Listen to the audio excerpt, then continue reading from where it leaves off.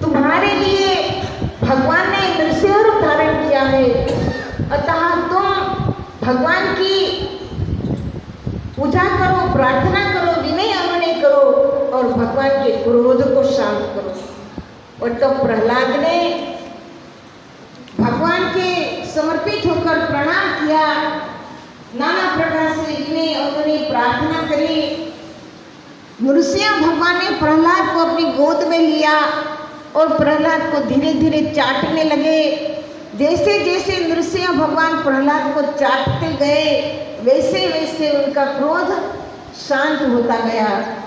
और जब भगवान का क्रोध शांत हुआ और तब प्रहलाद से कहा कि प्रहलाद, तुम्हारी भक्ति से मैं बहुत प्रसन्न हूँ, कुछ मांगो।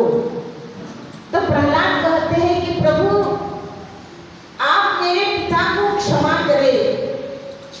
भगवान कहते हैं प्रभु, भगवान कहते हैं प्रहलाद, तुम अपने पिता की चिंता मत करो। तुम्हारे पिता को तो मैंने अपनी गोद में लेकर मारा और मेरे हाथों मरा है तेरा पिता, तो निश्चित रूप से उसकी मुक्ति हुई है, उनकी तुम चिंता मत करो। और यहाँ प्रहलाद और नृसिंह भगवान का संवाद होता है। प्रहलाद कहते हैं, भगवान कहते प्रहलाद चलो मैं तुम्हें अपने लोक में ले जाऊं। लेकिन प्रहलाद कहते नहीं प्रभु, मैं अभी आपके लोक में नहीं आऊंगा, क्योंकि मुझे ये असुर जाति का उद्धार करना है।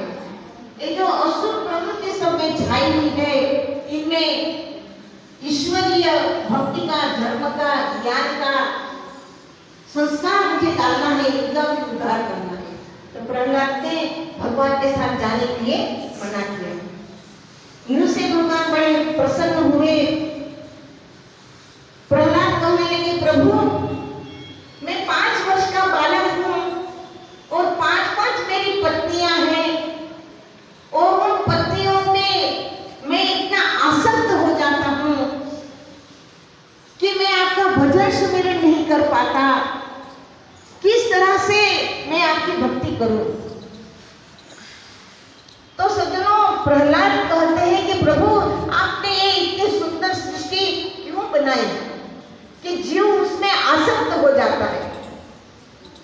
भगवान कहते हैं प्रहलाद, हमने ये सृष्टि जो पृथ्वी, जल, अग्नि, आकाश, वायु 5 तत्वों से बनी है,